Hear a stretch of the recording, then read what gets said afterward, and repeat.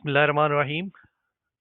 इस वीडियो में हम बहुत कम टाइम में चंद मिनट्स में माइक्रोसॉफ्ट एक्सेल का जो पिवट टेबल और पावर पिवट दोनों बहुत पावरफुल टूल्स हैं उनको यूज़ करना सीखेंगे। ये स्क्रीन पर आपको कुछ एग्जांपल डाटा नज़र आ रहा है। ये मैंने kaggle.com एक फ्री डाटा सोर्स साइट है जहाँ पे डाटा साइंस के प्रोजेक्ट्स के लिए डाटा और कोड अवेलेबल है, वहाँ से लिया है। इसको सिलेक्ट कर लेते हैं। सबसे पहले थोड़ा सा मैंने सेलेक्ट किया, control shift down arrow press किया, ये सारा डाटा सेलेक्ट हो गया। इंसर्ट टैब पे गए, पिवट टेबल पे क्लिक किया।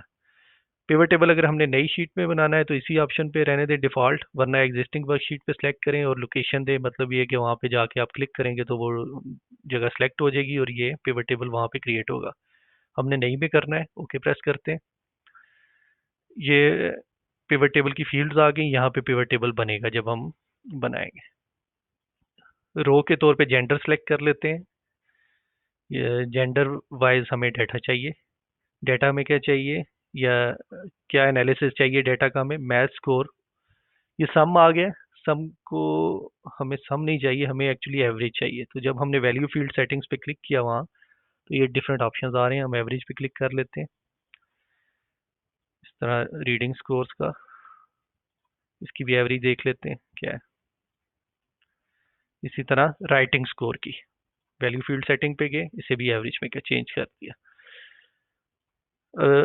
हमने देखा कि कितना क्विकली हमने डाटा को इस तरह से एनालाइज कर लिया। अगर यही चीज़ हम फार्मूला की से करने की कोशिश करते तो हमें हमारा काफ़ी टाइम लगना था।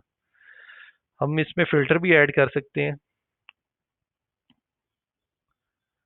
रेस एथनिसिटी का हम फ़िल्टर ऐड करते हैं,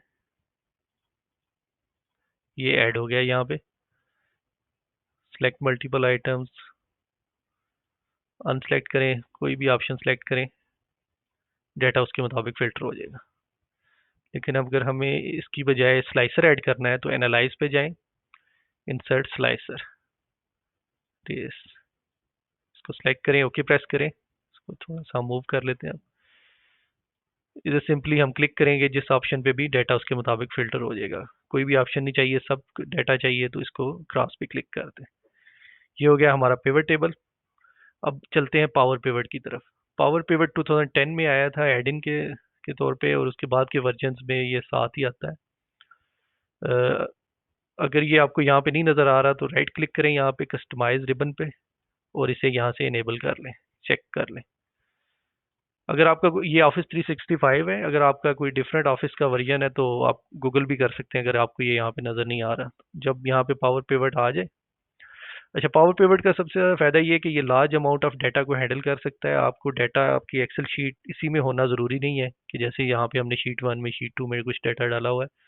आप इसे डायरेक्ट डाटाबेस से किसी और सोर्स से, किसी CSV फाइल से वहाँ से इंपोर्ट भी कर सकते हैं डायरेक्ट मॉडल में। और जितनी भी रोज़ हो, हंड्रेड्स ऑफ थाउजेंड रोज, तो वो कोई हैंग नहीं होगा, बड़ा क्विकली काम हो जाएगा।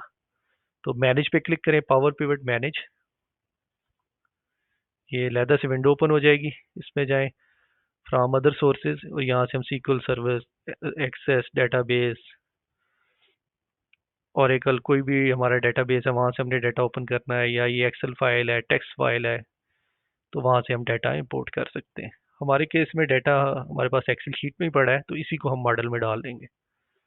इसको उसी तरह सेलेक्ट करते हैं, कंट्रोल शिफ्ट डाउन एरो, सारा डाटा सेलेक्ट हो गया।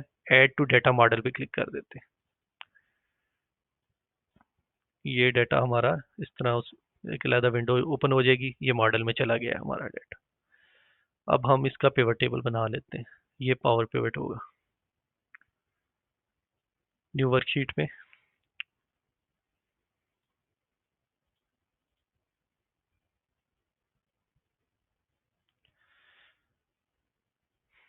इसमें हम देख सकते हैं कि हमारे पास एक दूसरी शीट भी थी। तो जो अब हम हमारा जो अब पावर पिवट बना है वो अब एक टेबल की बेस पे नहीं है, मल्टीपल टेबल्स हैं उसमें। और अगर हम अपने डेटा मॉडल में जाते हैं तो डायग्राम व्यू पे हम जाते हैं, तो हमें एक टेबल नज़र आ रहा है। लेकिन अगर हम जो हमारा दूसरा टेबल है इसको भी हम सेलेक्ट करके इसको भी मॉडल में ऐड कर देते हैं। तो हम देख सकते हैं कि हमारे पास यहाँ पे दो टेबल आ रहे हैं। अब डायग्राम व्यू पे जाएं। यहाँ पे क्या है, यहाँ पे हम इन दोनों टेबल्स को आपस में रिलेट कर सकते हैं। तो ये उसी तरह जैसे रिलेशनल डेटाबेस होता है, अगर आप माइक्रोसॉफ्ट एक्सेस डेटाबेस में काम किया तो सेम चीज़ हो जाएगी कि एक यूनिक की बेस पे हम दोनों टेबल्स को आपस में ज्वाइन कर सकते हैं, जिस तरह प्राइमरी की और फॉरेन की होती है। हमारे केस में रेस एथनिसिटी का वाला कॉलम सेम है। तो इस तरह से हमने इसे ज्वाइन कर दिया। ये देखें दोनों हाईलाइट हो गए कि ये दोनों कॉलम की बेस पे ये दोनों टेबल ज्वाइन हो गए। इसको क्लोज कर देते हैं। अपने पावर पिवट में जाते हैं। देख सकते हैं कि हमारे पास दोनों टेबल्स का डेटा आ रहा है। तो हम इधर से जेंडर, उसी तरह मैथ का स्कोर, उसकी हम निकाल लेते हैं एवरेज। अब पिवट टेबल में हम सिर्फ एवरेज कैलकुलेट कर सकते हैं। यहाँ पे हम मेयर्स का भी हमारे पास ऑप्शन है। पिवट टेबल में हम मीडियन कैलकुलेट नहीं कर सकते, और उसे इस तरह मूविंग मीडियन कैलकुलेट करना जो कि फिल्टर भी हो सके वो बड़ा ट्रिकी हो सकता है अगर आपको मैनुअली करना पड़े। तो वो हम करके देखते हैं कि कैसे होगा। मेयर्स में कि न्यू मेयर, यहाँ पे हम मीडियन का फार्मूला लिख देते हैं। मैथ स्कोर के लिए हमें मीडियन चाहिए। क्लोज करते हैं ब्रैकेट को। Check formula, no errors in formula, okay कर दिया। ये देखें ये मेयर आ गई, इसको हम रीनेम भी कर सकते हैं। ये हमारे पास मीडियन आ गया। अब हमारे पास जो सेकंड टेबल है उसकी बेस पे हम स्लाइसर ऐड करते हैं। एनालाइज पे गए, इंसर्ट स्लाइसर, ऑल पे क्लिक किया तो दूसरा टेबल भी आ गया हमारे पास। रेस का नेम जो कि सिर्फ दूसरे टेबल में ही अवेलेबल है, और ये इसके थ्रू लिंक है, रेस एथनिसिटी। हम अब इस पे क्लिक करेंगे, उसके हिसाब से ये डाटा हमारा फिल्टर होता जाएगा। मीडियन भी फिल्टर हो रहा है, एवरेज भी। तो पावर पिवट में हमारे पास हम मल्टीपल सोर्सेज से डाटा पुल कर सकते हैं, उनको आपस में रिलेट कर सकते हैं और उसकी बेस पे डाटा एनालाइज कर सकते हैं। ये डिफरेंस है पिवट टेबल से मेन। होपफुली आपके लिए ये हेल्पफुल होगी। ये कम से कम टाइम में मैंने कवर करने की कोशिश की है ज़्यादा से ज़्यादा चीज़ें। अगर आपका कोई क्वेश्चन हो तो आप कमेंट सेक्शन में पूछ सकते हैं। Thank you.